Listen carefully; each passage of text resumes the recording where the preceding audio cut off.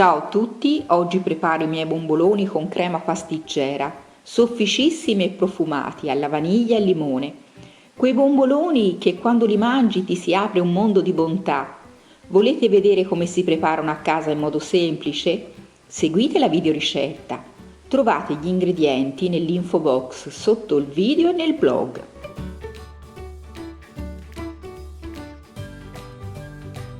Per prima cosa metto il latte tiepido a temperatura ambiente in una terrina.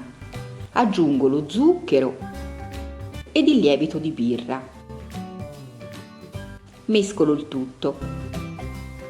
Metto le uova, l'estratto di vaniglia e la scorza grattugiata di un limone non trattato biologico. Sbatto il tutto con una forchetta rompendo le uova. Inserisco le polveri, la farina Manitoba e la farina 00, setacciandole. Infine metto il sale ed inizio ad impastare prima nella terrina e in seguito mi sposto sul piano di lavoro, dove allargo l'impasto mettendoci il burro morbido a temperatura ambiente. A questo punto lavoro il composto facendo assorbire il burro. All'inizio l'impasto si andrà a sfaldare per poi ricompattarsi. Aiutatevi con un tarocchio e un velo di farina.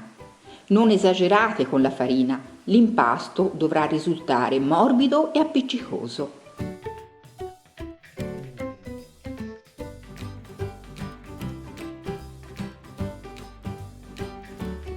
Imburro una terrina e ce lo trasferisco all'interno. Lo imburro anche sulla superficie, copro con pellicola trasparente e metto nel forno spento con la luce accesa oppure nel forno preriscaldato a 28 gradi fino al raddoppio del volume. Nel frattempo preparo la mia crema pastiggera, lucida e setosa. Vi metto il link nell'info box sotto il video, nelle schede video e nelle schermate finali.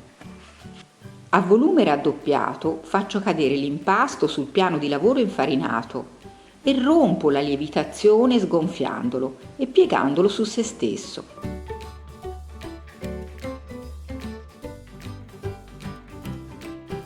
Lo stendo col matterello dello spessore di circa 1,5 cm e vado a coppare dei dischi con un coppapasta di 8 cm di diametro. Adagio i dischi su un canovaccio pulito e ben infarinato.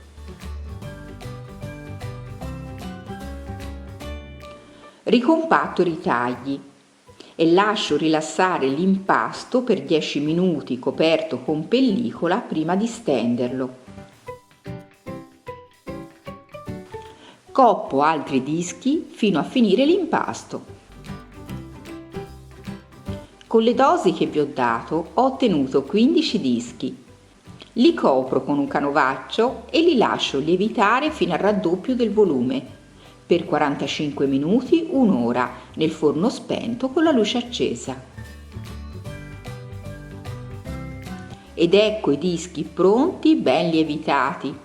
Metto una pentola dai bordi alti sul fuoco con olio di semi di arachidi e porto l'olio a temperatura. Possiamo controllarla con un termometro da cucina oppure con uno spiedino.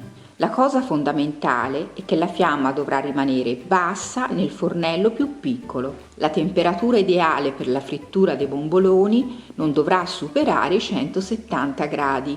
Quando l'olio sarà a temperatura, metto i dischi, capovolti, dalla parte superiore lievitata. La parte che è stata a contatto con la teglia dovrà lievitare durante la frittura.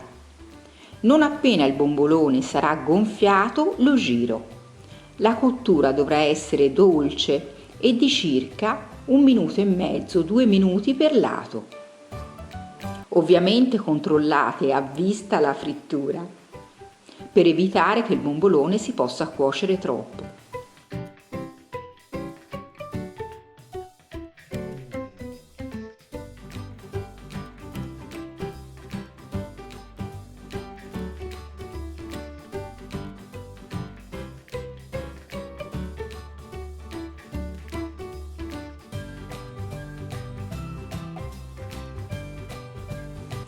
Una volta pronti li tolgo togliendo l'olio in eccesso e li adagio su carta assorbente.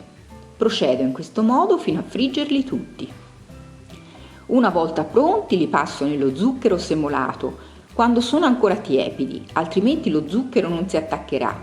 In tal caso potete spolverizzarli successivamente con dello zucchero a velo. Ho sistemato i bomboloni su un vassoio, posso farcirli. Pratico un foro al centro del bombolone col manico di un cucchiaino oppure con un beccuccio e farcisco con crema pasticcera. Vi rendete conto che è ben farcito perché la crema uscirà spontaneamente dal foro praticato.